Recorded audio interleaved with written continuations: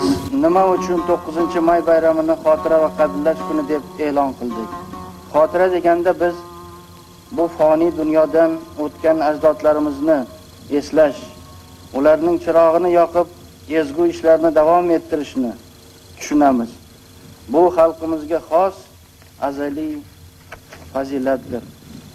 Xotirasi bo'lmagan tarixni unutgan, o'z ajdodlarining qadriga yetmaydigan millatning istiqboli yo'q. Bu haqiqatni kishilik tarixi isbotlab turibdi. Qadrlash degani bu asrlar davomida ona diyorimizni, xalqimizning ozodlik va istiqlolini, erkin va farovon hayotini mardlik va shijoat bilan himoya qilgan fidoyi vatandoshlarimizni yodga olmoq, ularga munosib hurmat va ehtirom ko'rsatmoqdir. Agar tinchlik bo'lmasa, osoyishtalik bo'lmasa, har tomonlama bugun osuda hayot bo'lmasa, agar bu natijalarga erishish mumkinmi? O'zi qurish, barpo etish degan narsa mumkinmi? Har qadamda urush bo'lsa, buni atrofini ko'ryapmiz. Shuni agar bizlar har qadamda shu tinchlik uchun kurashamiz degan harakatda bo'lmasak, har qanday balo qazolarni aytaylik ostonamizdan yiroq tutish, shu narsani o'ylamasak, bu yutuqlar o'z yo'li bilan bo'larmidi? Hech qachon. O'z yo'li bilan hech narsa bo'lmaydi o'zi, tagini ko'rsangiz. Hamma narsaga intilish kerak. Hayolda o'tkazish kerak. Buni rejalarni qurish kerak. Nimaga aylanadi? Qanday xarajatlarga aylanadi?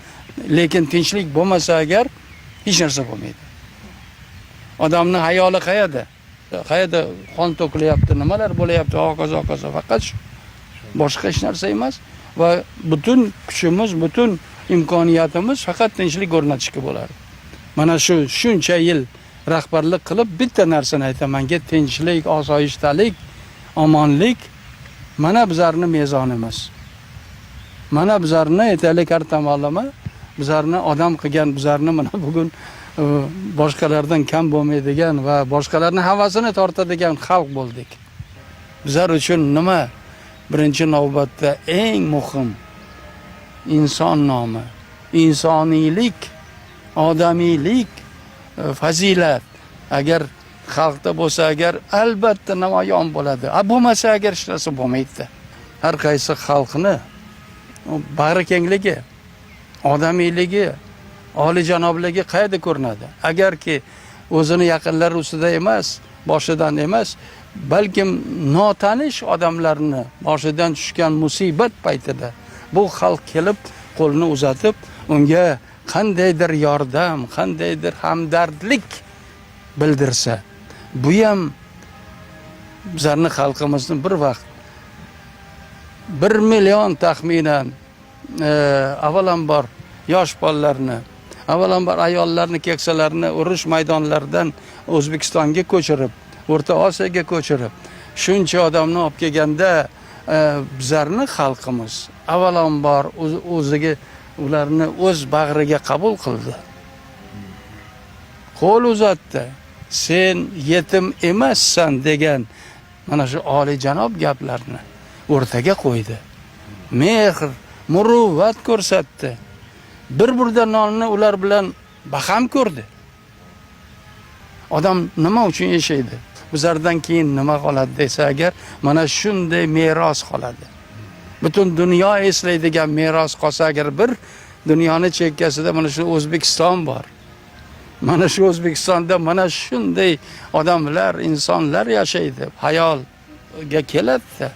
Bir vaqtlar shunday dahshatli, qonli urush paytida shu yoqqa bizlar hayot gardishi shu yoqqa olib keldi. Ko'chirdi bizlarni.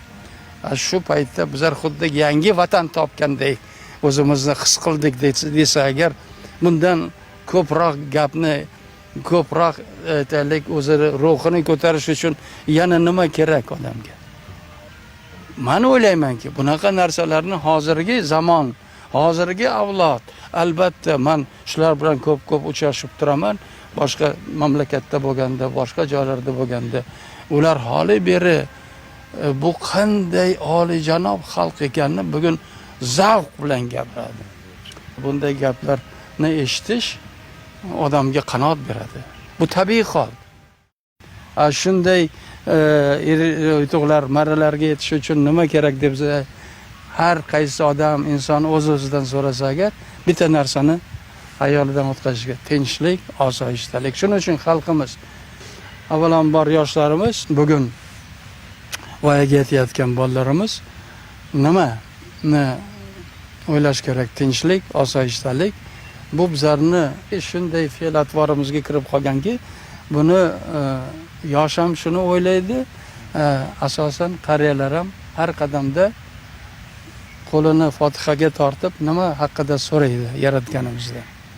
Tinchlik bersin deydi, omonlik bersin. Va bizga nima kerak desa agar, bizga tinchlik kerak, bizga omonlik kerak deb hammasi ham, qaysi bir odam, shu yurtda yashayotgan odam buni qandaydir juda o'ziga yaqin qabul qilgan.